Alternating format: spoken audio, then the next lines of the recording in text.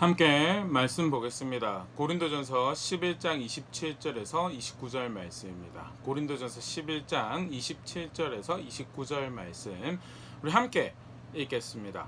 그러므로 누구든지 주의 떡이나 잔을 합당하지 않게 먹고 마시는 자는 주의 몸과 피에 대하여 죄를 짓는 것이니라. 사람이 자기를 살피고 그 후에야 이 떡을 먹고 이 잔을 마실지니 주의 몸을 분별하지 못하고 먹고 마시는 자는 자기의 죄를 먹고 마시는 것이니라. 아멘. 우리가 계속해서 성찬에 대해서 함께 살펴보고 있는데요. 고린도전서 11장 아주 대표적인 성찬과 관련된 이슈 또 관련된 가르침을 주고 있는 말씀인데요. 특별히 오늘 함께 읽은 요절 말씀은요. 성찬에 참여하는 자가 가져야 될 바른 자세에 대해서 무엇이 합당하게 그 예식을 예수님께서 친히 제정하신 그 예식을 받는 모습이고 누리는 모습인지 그 은혜의 도구가 제대로 개인의 삶에 작용할 수 있는 모습인가에 대해서 바울이 간단하지만 분명 기준을 제시하고 있는 그런 말씀인데요. 관련하여서 하이델베르그 요리문답 81문답 82문답 함께 생각해 보도록 하겠습니다. 먼저 문답 같이 한번 읽어보면요. 81문답 질문: 누가 주의 상에 참여할 수 있습니까? 답: 자기 죄 때문에 자신에 대해 참으로 슬퍼하는 사람, 그러나 그리스도의 고난과 죽음에 의해 자기의 죄가 사해지고 남아있는 연약성도 가려졌음을 믿는 사람, 또한 자신의 믿음이 더욱 강하여지고 돌이킨 삶을 살기를 간절히 소원하는 사람이 참여할 것입니다. 그러나 외식하거나 회개하지 않는 사람이 참여하는 것은 자기가 받을 심판을 먹고 마시는 것입니다. 계속 보면요. 82문답 질문: 자신의 고백과 생활에서 믿지 않음과 경건치 않음을 드러내는 자에게도 이 성찬이 허용됩니까? 답: 아닙니다. 그렇게 되면 하나님의 언약이 더럽혀져서 하나님의 진노가 모든 회중에게 내릴 것입니다. 그러므로 그리스도와 그의 사도들의 명령에 따라 그리스도의 교회는 천국의 열쇠를 사용하여 그러한 자들이 생활을 돌이킬 때까지 성찬에서 제시킬 의무가 있습니다. 성찬에 참여하는 합당한 모습 또는 누가 성찬에 참여해야 합니까? 라는 내용에 대해서 성경에서 가르치는 말 간략하게 요약하게 정리하고 있는 그런 문답 말씀인데요. 오늘 이 부분을 함께 생각을 해보도록 하겠습니다.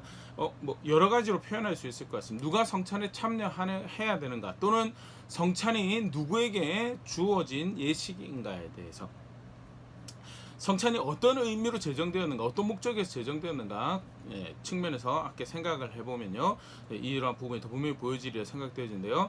먼저 성찬은 예수님께서 제정하실 때 그 목적이 기념하고 그 기념이 가지는 의미는 감사가 이제 포함이 되는 거죠. 고린도전서 11장 25절에서 26절 식후에 또한 그와 같이 잔을 가지시고 이르시되 이 잔은 내 피로 세운 새 언약이니 이것을 행하여 마실 때마다 나를 기념하라 하셨으니 너희가 이 떡을 먹으며 이 잔을 마실 때마다 주의 죽으심을 그가 오실 때까지 전하는 것이니라 하면서 십자가에 예수님을 특별히 십자가 못 박히기 전날 직접 성찬을 제정하시면서 너희를 위해 주는 내 살과 너희를 주는 새 언약을 세우는 내 피다라고 가르치셨던 그 예수님을 구원의 주로 알고 그를 기념하는 그런 자리에 있는 사람이 사실 그를 기억하고 기념하고 감사하는 그런 모습으로 참여하는 것이 성찬이고요. 그런 측면에서 성찬은 누가 참여하고 누가 해야 되는 예식인가라고 할 때 예수 그리스도를 기념해야 되는 주로 알고 구원의 주로 아는 사람들이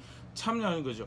예수 그리스도 십자가를 통해서 하나님의 사랑을 알게 된 사람들이 로마서 5장 8절 우리가 아직 죄인 되었을 때 그리스도께서 우리를 위해 죽으심으로 하나님께서 우리에 대한 자기의 사랑을 확증하셨느니라. 예수 그리스도의 십자가가 어떤 2000년 전에 한 개인의 실패한 삶에 실패한 개혁운동의 결과 그 정도가 실패한 사상가의 결과 정도가 아니라 하나님의 아들이 죽음이고 그것은 우리의 대속과 우리의 구원과 관련된 사건이며 더불어서 하나님의 사랑과 하나님의 은혜가 이 땅에 밝히 드러난 사건이다라고 그렇게 알고 있는 사람들이 참여하는 예식이 그리고 그것이 기억되어지고 기념되어지는 예식이 침례다. 그래서 예수 믿는 사람들이 참여하는 예식이죠. 고린도후서 5장 14절 그리스도의 사랑이 우리를 강권하시는데도 우리가 생각하는데 한 사람이 모든 사람을 대신하여 죽었은즉 모든 사람이 죽은 것이라.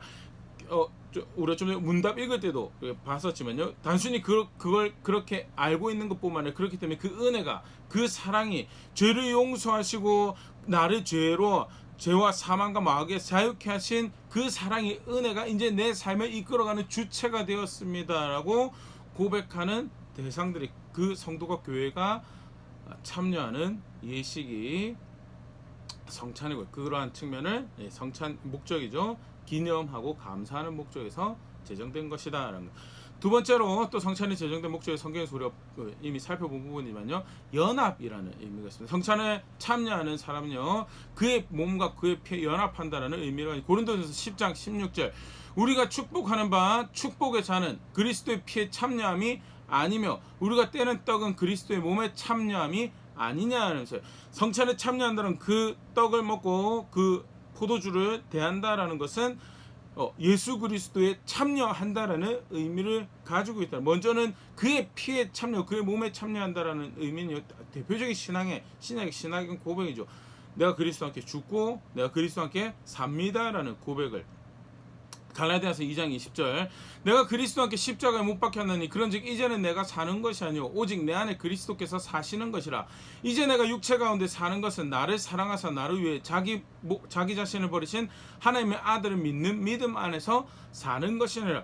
내가 그리스도와 함께 죽었고 내가 이제 그리스도와 함께 삽니다라는 그런 신앙을 고백하는 사람이 그의 피에, 그의 살에 참여하고 그의 십자가에 참여하고 그의 부활에 참여하는 고백으로 참여하는 예식이 뭐냐? 그게 성찬이고요. 그렇기 때문에 반드시 예수님을 믿는 사람이 참여하는, 또 기념과 감사는 조금 다른 누앙스가 있지만요, 분명한 동일한 성경에서 가르치는 신앙을 가진 예수 그리스도의 신앙의 대상으로, 구원의 주로 아는 사람들이 참여하는 예식이, 그들에게 주어진 예식이 성찬이다라는 것 볼 수 있고요. 계속해서 참여한다라는 또는 연합한다라는 의미에서 조금 더 생각을 해보면요,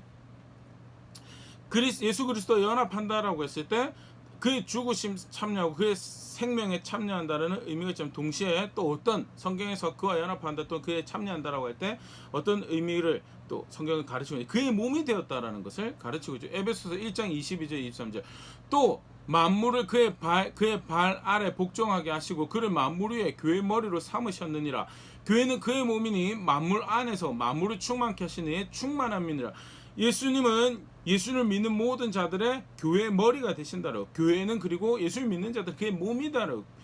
예수 그리스도와 그의 성도들이, 그의 백성들이 가지는 특별한 연합, 교제, 동행의 모습을 굉장히 아름답게 묘사하는, 비유하는 성경의 가르침인데요, 그의 살과 피를 대하면서 그가 내 생명입니다, 그가 내 구원입니다, 그의 생명이 결국 그의 죽음이 나의 죽음을, 그가 사는 것이 내가 사는 것입니다라고 고백하는 것은 결국 또한 내가 그의 지체입니다, 그가 내 머리입니다라는 고백을 하는 자리고요.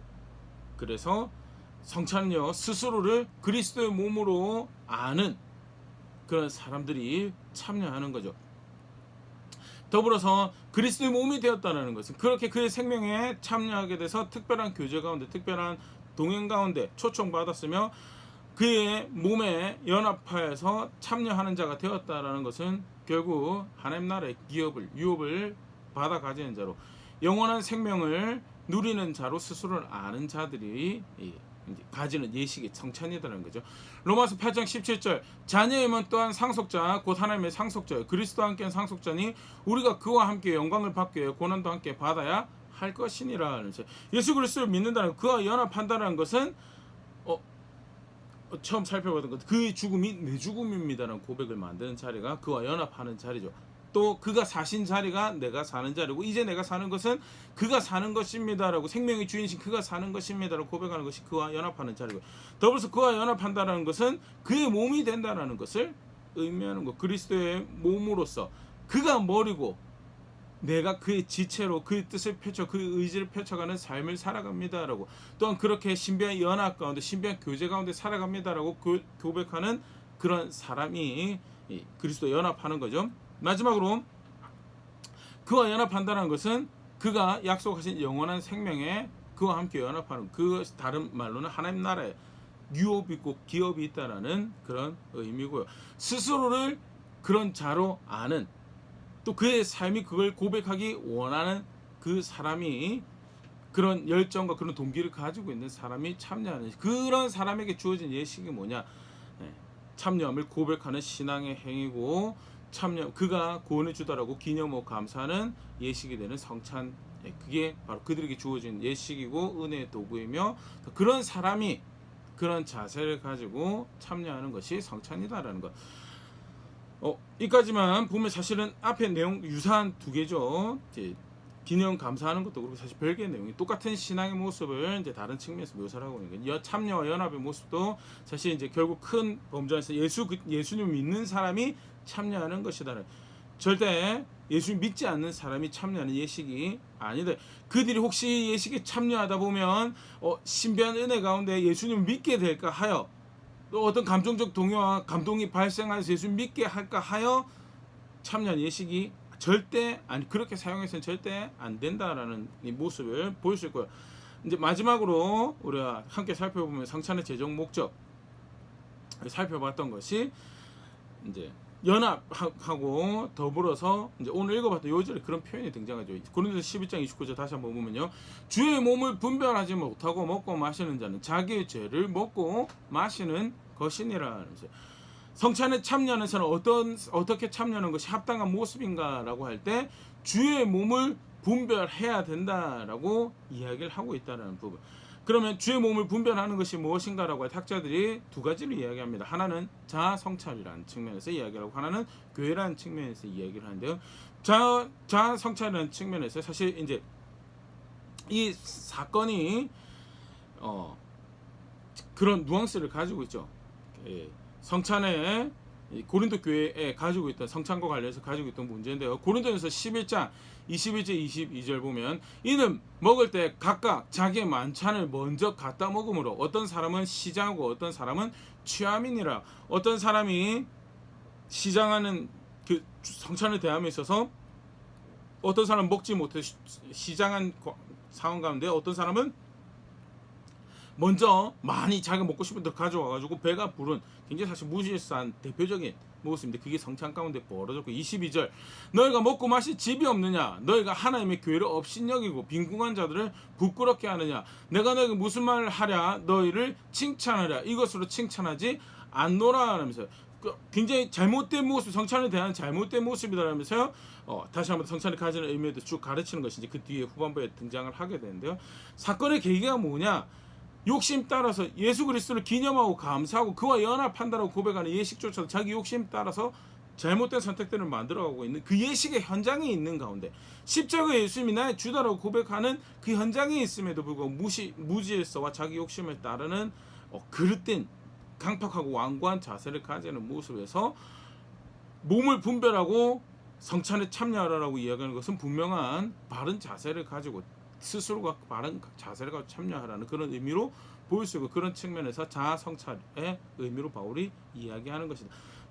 그리스도의 몸인 자기 자신을, 그리스도의 지체인 자기 자신을 그 지체답게 그리스도의 몸답게 생각하고 자세를 가지고 성찬에 참여, 예수 그리스도 기념하는 것이 그게 바른 신앙 고백으로서 은혜 도구로 사용하는 모습이다라는 측면에서 주의 몸을 분별하는 것을 그렇게 해석을 하고 이해를 하고요.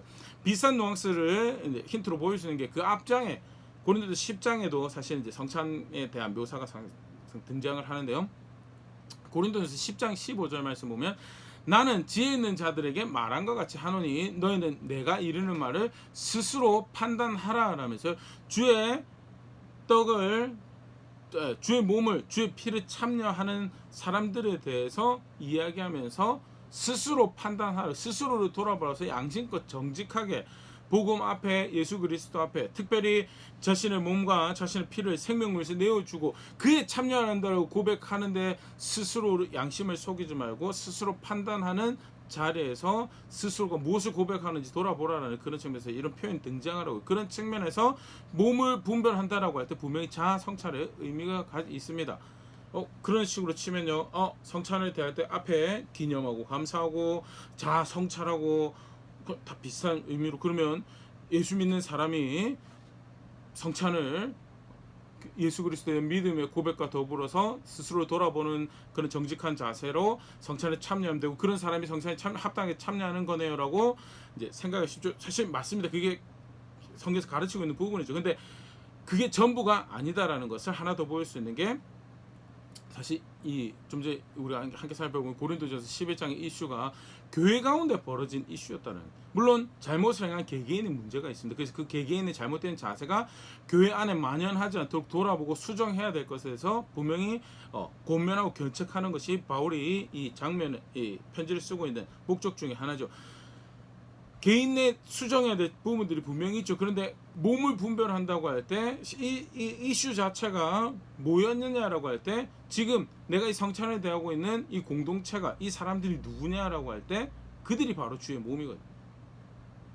내가 그 함께하고 있는 그 자리가 어디냐, 그리스도의 지체들이 함께 모여서 몸을 이루고 있는 공동체며 그 자리며, 그래서 자아성찰이라는 의미가 분명히 있지만 더불어서 바울이 중의적인 표현으로 이 표현을 사용했다라고 하면서, 교회를, 그리스도의 몸된 교회를 돌아보고 거기에 대한 합당한 자세를 내가 가지고 있는지. 예수를 믿는다고 하는데 정작 그리스도의 몸으로서의 내가 자세가 없어요. 기념을 하고 감사하고 혼자 감동받고 은혜 받고 해요. 예수님 정말 나를 사랑하시면 나에게 좋은 분이십니다라고 하는데, 그러고 난 다음에 그리스도의 몸에 대한 관심은 없어요.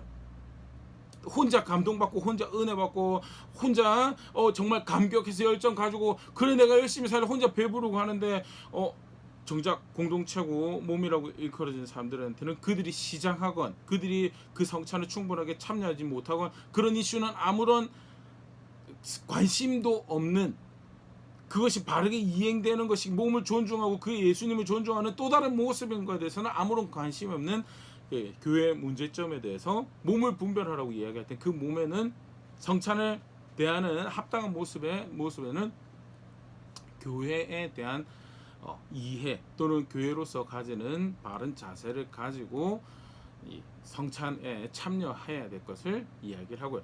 그래서 학자들이 이야기를 할 때 중의적인 의미로 바울이 굳이 이 단어를 선택했다고, 몸이라고 하는 이 단어를 선택했고, 더불어서 성찬은 성도에게 주신 예식이며 성도에게 주신 은혜의 도구다. 그러나 동시에 그것은 교회에게 주신 것이고 공동체에게 주신 것이다라는 것이 학자들이 이야기하는 거죠. 사실 이제 그 공동체에게 준다라는 그런 것을 좀 보강하는, 또 강화하는 그런 표현이 고린도, 아까도 제가 얘기했듯이 고린도 10장 이제 후반부에 보면 성찬과 관련해, 사실 10장 전반부에도 이 침례의 모습을 이제 묘사를 하는 것들이 등장하고, 이제 성찬과 관련된 것이 후반부에 등장하고 11장 성찬에 이제 좀 더 구체적으로 등장을 하는데요.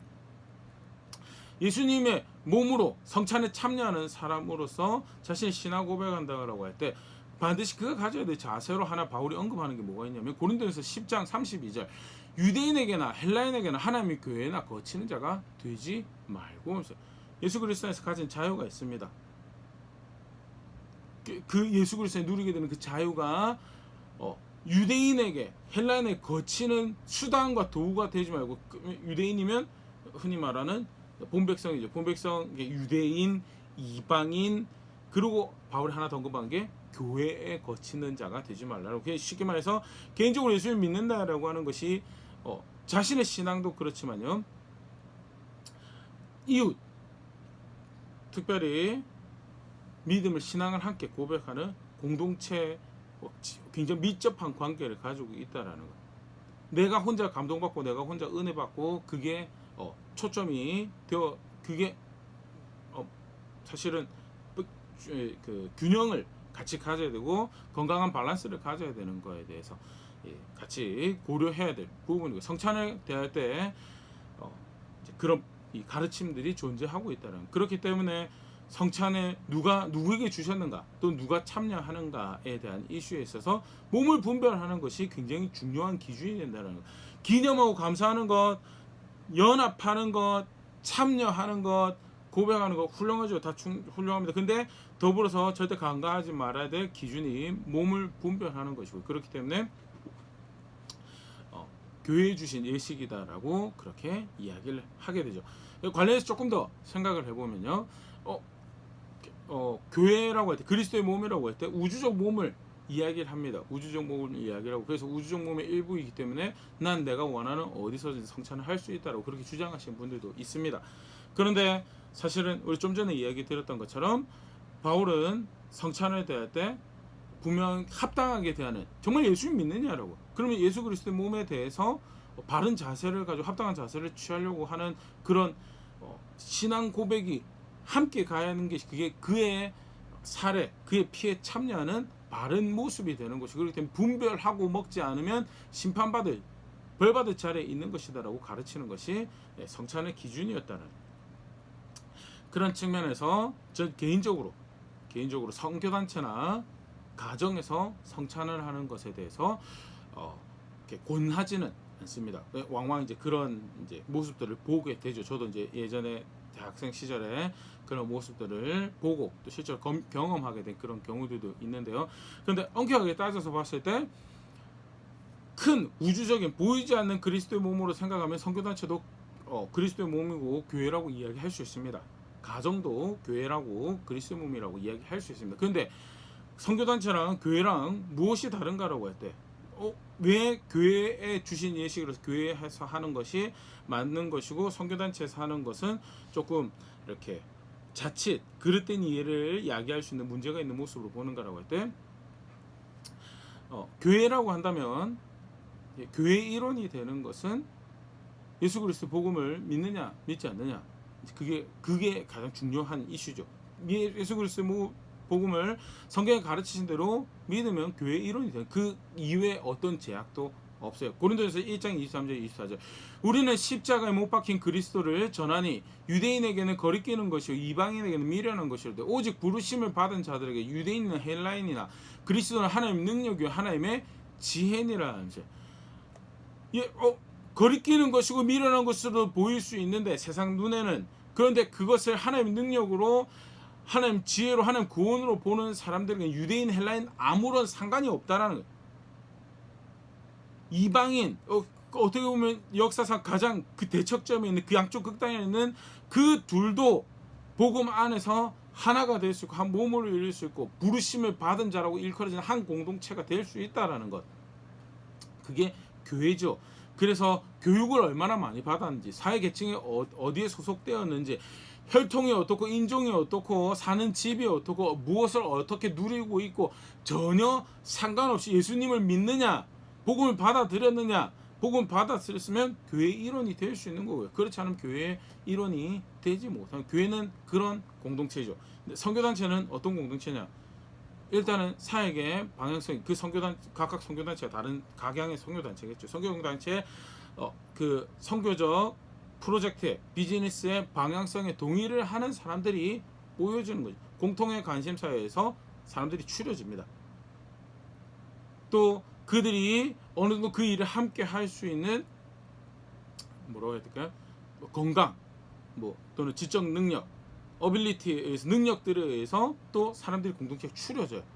복음만 가지고 공동체 일원이 되는 공동체, 남녀노소 나이도 상관없이, 혈통도 상관없이, 나이 많은 사람 나이 적은 사람 다 상관없이 예수 그리스도만 믿으면 교회가 되는 그 교회의 모습과 정의라 따졌을 때 선교단체는 그럴 수 있느냐라고, 실제로 그렇지 않거든요.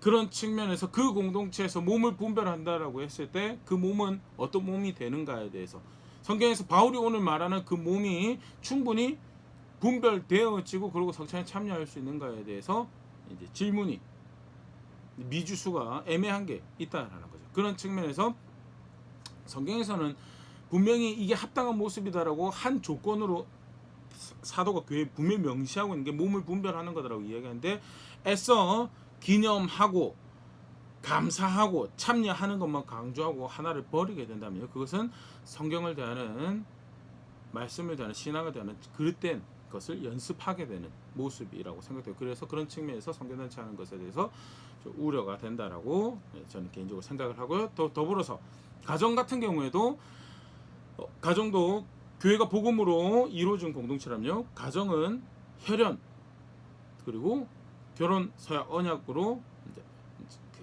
이루어지는 공동체죠.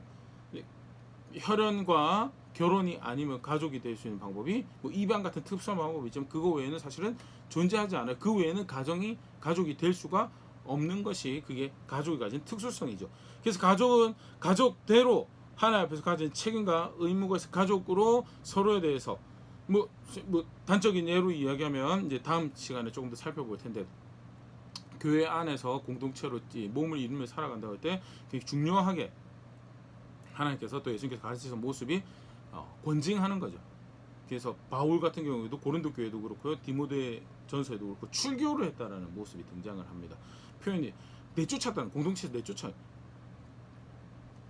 뭐 그릇된 복음에 합당하지 않은 공동체 건강을 위해서 여러 가지 그 개인을 위하는 마음과 공동체 지키는 마음, 그게 복합적으로 해서 경우에 따라서 출교할 필요할 경우에 예수님도 분명히 세리와 이방인하고 똑같은 사람을 취급하라라고 이야기하신 게 있고요.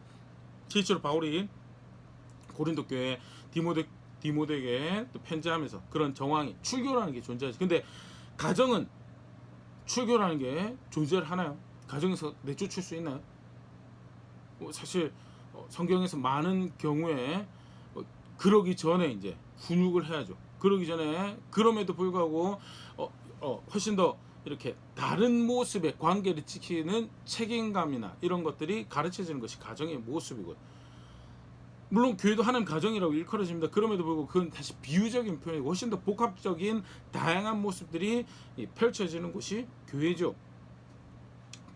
그런 점에서 다른 특성을 가지고 있는 공동체는 절대 이제 뭐 그런 표현을 사용합니다. 가정이 교회가 될 수 있도록 해야 된다는, 그 말은 신앙이 가지고 있는 사람이 교회에서 고백하는 신앙과 가정에서 고백하는 신앙이 다른 모습에 대해서, 가정이 자신의 삶의 가장 기본적인 단위가, 기본적인 영역이 하나님의 말씀을 존중하는 그런 현장이 돼야 된다는 그런 측면에서 가정이 교회 된다라고 이야기를 하는 거지, 가정은 교회가 될 수 없죠. 가정은 교회가 될 수 없는 아주 특수한 하나님께서 만드신 공동체고, 교회는 교회로서 하나님께서 만드신 특수한 공동체가 되는 거예요. 그러면 가정교회라는 표현이 있던데, 가정교회라는 표현은 모이는 장소가 작은, 쉽게 말해서 홈 철치가 아니고 패밀리 철치가 아니고요, 하우스 철치래요.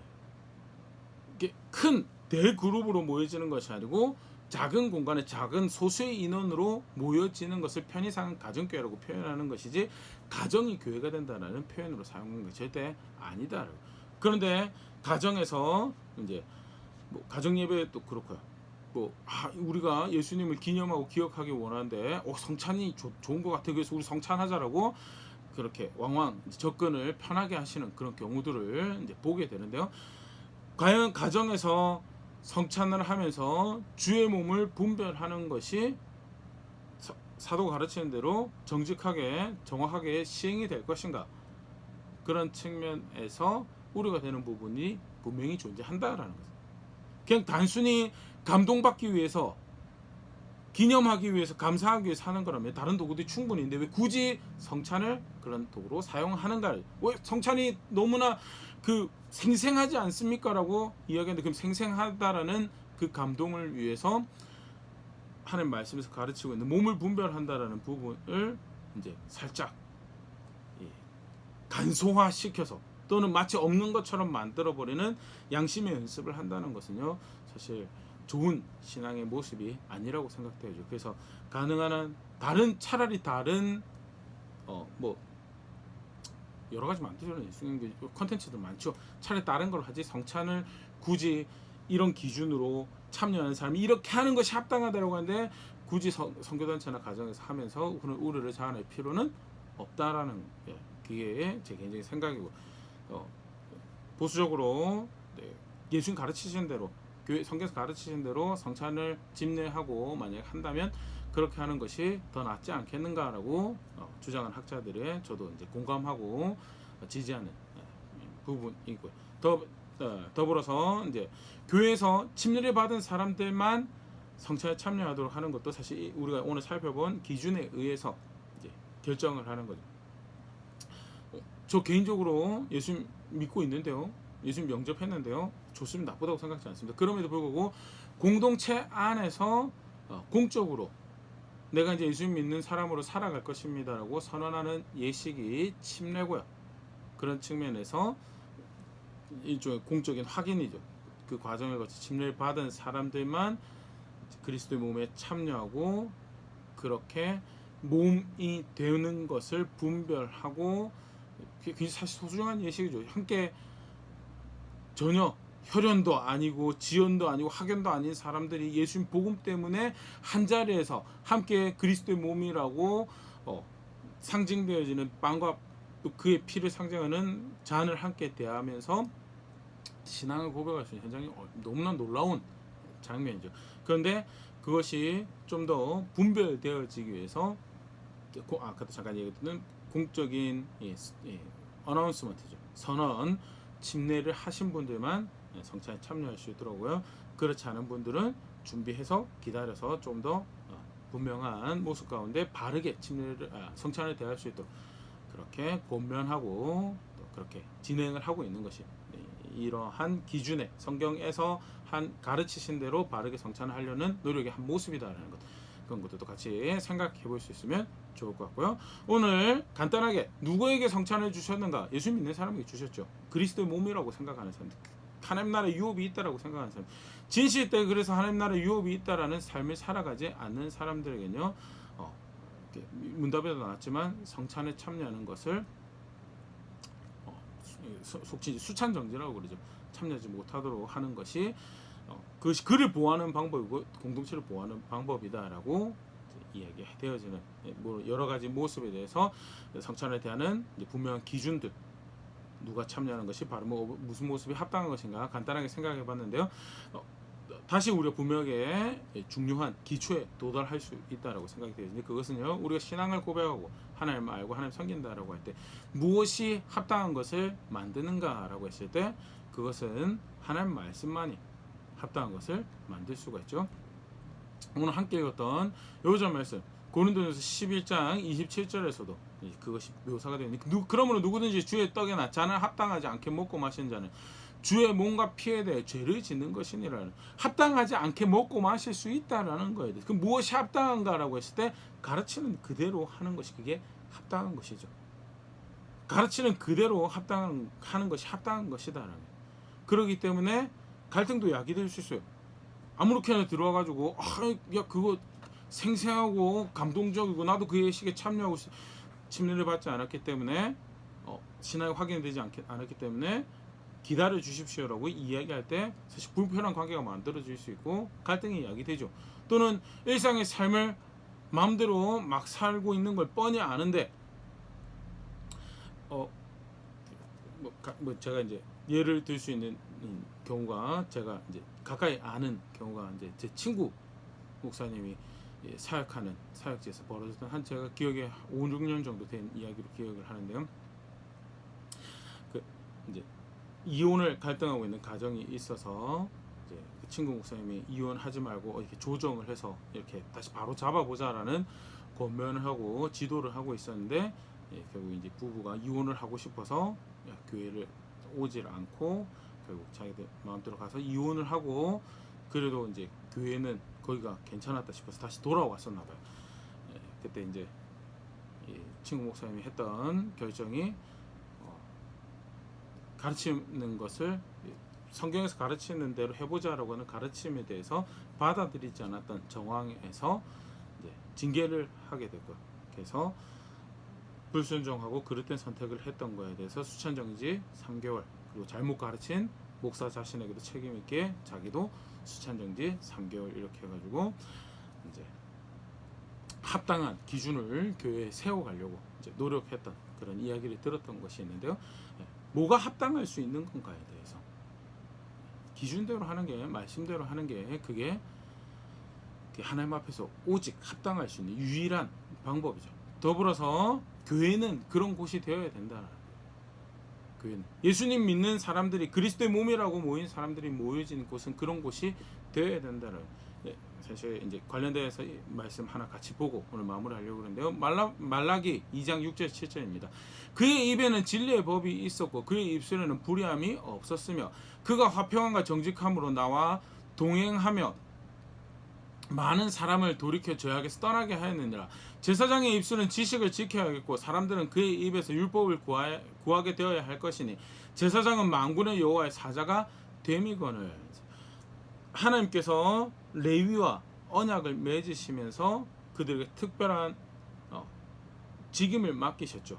더불어서 그것을 위해서 특권도 주시고 여러 가지 은혜를 베푸면서 책임을 다하도록 하시고 그 대표적인 모습이 그들의 입은 진리의 법이 있어야 되고 입술은 불의함이 없어야 되겠으며 겸손하고 정직하게 하나님하고 동행하는 것, 그의 법을 따르는 가운데 기준이 보여져야 되고 더불어서 그를 통하여 사람들이 그들을 볼 때 죄에서 떠나게 되는 일들이 있어야 되는 것이 제사장이죠.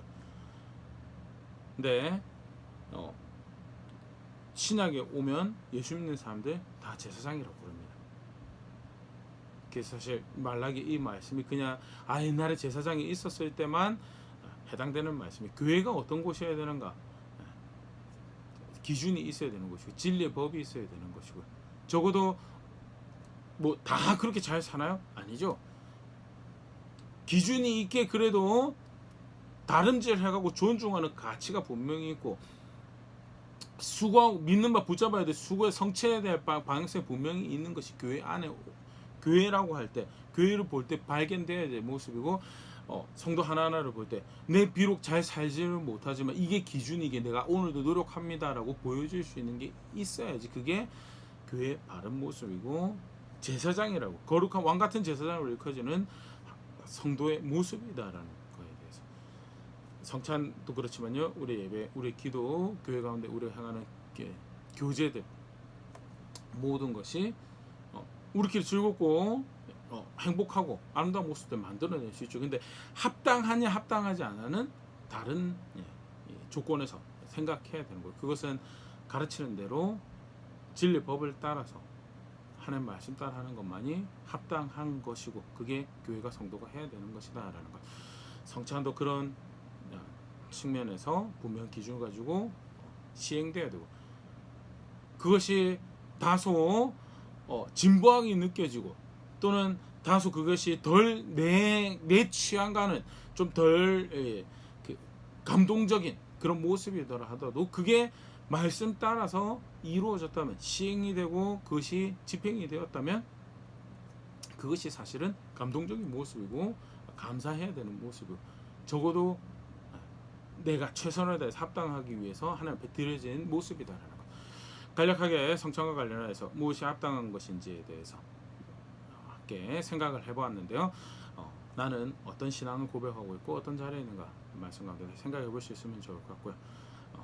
가르치는 대로 부족하지만 또 배워가야 될 게 많지만 한 걸음 한 걸음 내딛고 선택하며 우리가 주의 교회입니다라고 고백하며 자라간 자리에 있는 우리 될 수 있으면 좋을 것 같습니다.